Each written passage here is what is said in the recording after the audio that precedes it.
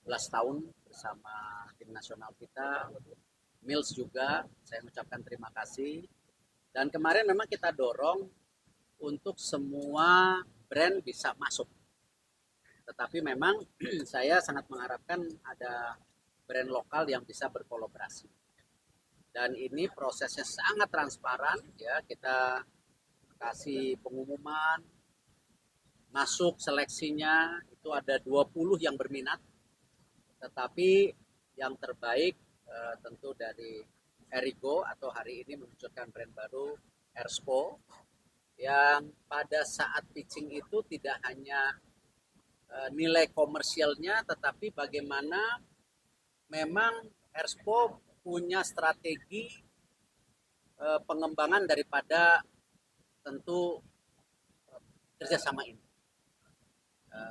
Dan setelah masuk beberapa brand, kita pitching lagi, dan ada filosofi yang menarik yang seperti tadi saya sampaikan, bahwa salah satunya bagaimana supporter itu menjadi bagian yang melekat di jersey.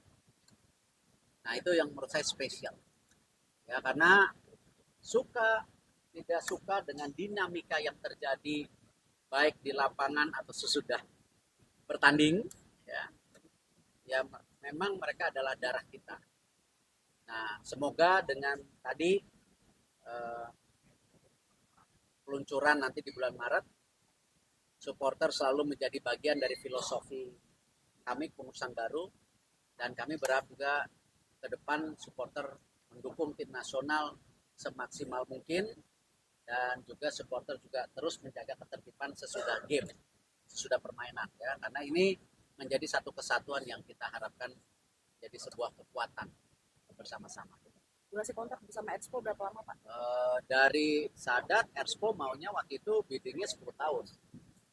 Ya, benar kan? Ya, saya bilang kita coba 2 tahun, nanti di tahun kedua 6 bulan sebelum berakhir saya tidak ada masalah kalau mau diperpanjang sampai kepengurusan saya berakhir, ya, atau mau dipanjangin lagi boleh, tetapi mungkin lebih baik kita penjajakan dulu, ya, supaya jangan sampai kerjasama ini tidak jangka panjang. Nah, kita harus awali dengan baik dan tentu komitmen yang baik. Nah, saya juga mengharapkan nanti di PSSI sendiri benar-benar menjaga barang-barang yang diserah terimakan oleh Erspo ke kita harus jaga, jangan bocor. Ya, saya tidak mau nanti misalnya kita punya jatah sekian, tiba-tiba ada stok yang bocor. Ini kan merugikan. Ya, kita harus jaga. Nah, jadi hal-hal seperti ini kita akan perbaikin juga di PSSI.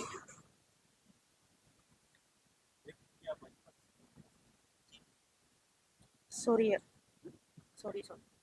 Oh iya, kerjasamanya tentu ada cash, Kamera. ya, ada juga in-kind produk, dan ada juga istilahnya royalty. Yang selama ini ketika kita dorong mengenai royalty ini, banyak brand, terutama brand luar negeri tidak mau. Ya, saya melihat ketulusan hati daripada Erspo bahwa mereka mau apresiasi sama-sama, karena itu menjadi bagian juga benefit buat kita menjaga supaya lebih baik gitu. Itu yang kita lakukan. Ya, ada nilainya cash itu kurang lebih 5, ya. Lalu ada in kind sebesar 8,5. Nanti juga ada yang namanya istilahnya royalty dengan target-target tertentu, tetapi juga pihak kita wajib menjaga, dan salah satunya yang kita harapkan benar-benar kita menghormati kerjasama ini sehingga pemalsuan daripada jersey-jersey itu tidak terjadi. Toh ada sistem jualan yang ditawarkan, ya, supaya saling menguntungkan dengan segala bagian daripada komunitas supporter yang bisa kita rangkul.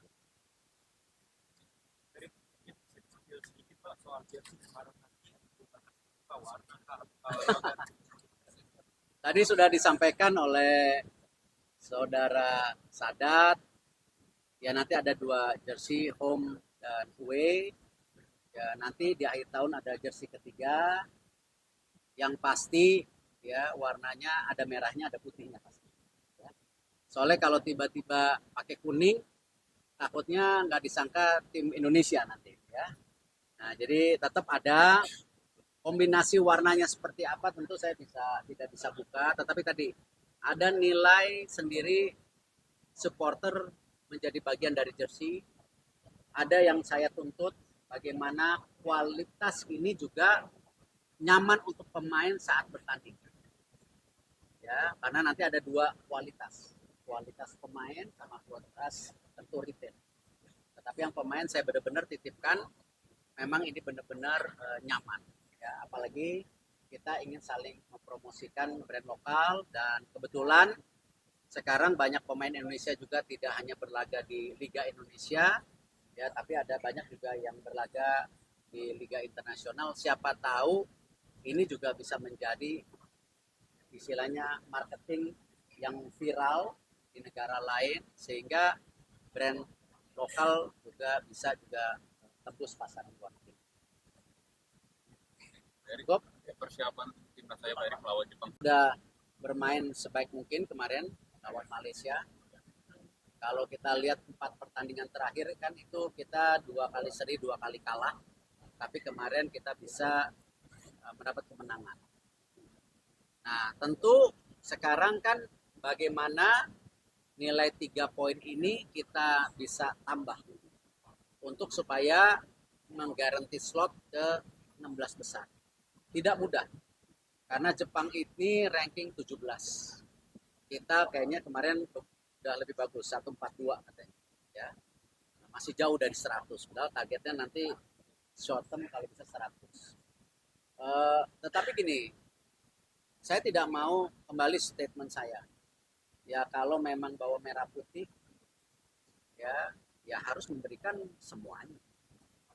Ya kalau loyo, ya nggak usah pulang. Sama juga kok poinnya kalah gitu. Nah, saya berharap